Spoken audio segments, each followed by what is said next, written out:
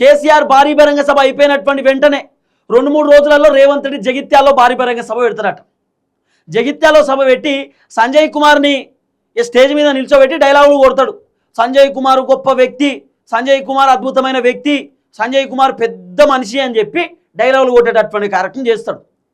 సిగ్గు లేకుండా సంజయ్ కుమార్ బీఆర్ఎస్ పార్టీలో గెలిచి కాంగ్రెస్ పార్టీ కండువా కప్పుకొని నేను కాంగ్రెస్లోనే ఉన్నా అని చెప్పడానికి ధైర్యం లేనటువంటి వ్యక్తి ఈ సంజయ్ కుమార్ ఎమ్మెల్యే. నేను బీఆర్ఎస్ నుండి కాంగ్రెస్కి వచ్చానని చెప్పే పరిస్థితి లేదు. ఇంకా సిగ్గు లేకుండా నేను బీఆర్ఎస్ పార్టీలోనే ఉన్నా, నా పైసలన్నీ బీఆర్ఎస్కే పోతున్నాయి, నా జీతం పైసలు ఫండింగ్ పోతున్నాయి బీఆర్ఎస్కి అని చెప్పి చెప్తున్నటువంటి వ్యక్తి సంజయ్ కుమార్. పార్టీ మారినా అని చెప్పి చెప్పుకోలేనటువంటి వ్యక్తి ఒక ఎమ్మెల్యే ఒక కథ.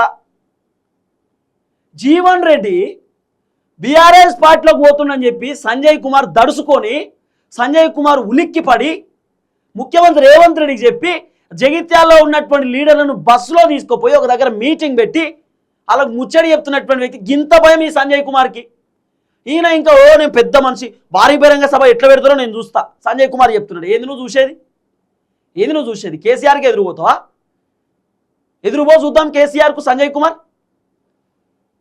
మిస్టర్ ఎమ్మెల్యే సంజయ్ కుమార్, జగిత్యాల సంజయ్ కుమార్కే చెప్తున్నా ఎమ్మెల్యే గారికి, కేసీఆర్ సభ ఎట్లా పెడుతుందో చూస్తా, బీఆర్ఎస్ పార్టీ సభ ఎట్లా పెడుతుందో చూస్తా, జీవన్ రెడ్డిని కేసీఆర్ ఎట్లా తీసుకున్నావు? ఏం నువ్వు పెద్ద మనిషివా? పెద్ద మనిషివా ఎమ్మెల్యే గారు? ఏమనుకుంటున్నావు? తెలంగాణ ప్రజల సొమ్ము ఈ తెలంగాణ, నీ సొమ్ము కాదు. జగిత్యాల ఏం నీ అడ్డా కాదు. జగిత్యాలను రాసి పెట్టుకోలే, అందరిది జగిత్యాల. కొత్త కొత్త నాయకులు పుట్టుకొస్తారు, ఆగు. ఇవాళ నువ్వు బీఆర్ఎస్కి వెళ్ళి కాంగ్రెస్లో పోయినావు కదా, ఒక్క కాంగ్రెస్ పార్టీ ఒరిజినల్ కార్యకర్తల ఒరిజినల్ లీడర్ అన్నా నిన్ను గౌరవిస్తుండా? నిన్ను పట్టించుకుంటురా కాంగ్రెస్లా? ఇప్పటి మందమే ఉంటుంది, రేపటి రోజు ఏముండదు, గుర్తుపెట్టుకో. ఒక్కసారి జగిత్యాల్లో జీవన్ రెడ్డి గెలిస్తే నీ పరిస్థితి ఏందో అర్థం చేసుకో. ఈ విధమైన కథలు ఏందో అర్థం కాదు. ఎట్లా పెడుతున్నా చూస్తా సభ, ఎట్లా పెడుతున్నా మీటింగ్ చూస్తా, ఏంది నువ్వు చూసేది? కేసీఆర్ని అడ్డుకునే దమ్ముందా ఎవరికన్నా? తెలంగాణ మాజీ ముఖ్యమంత్రి కేసీఆర్ను భారీ బహిరంగ సభ పెట్టకుండా అడ్డుకునే దమ్ము ఎవరికన్నా ఉందా?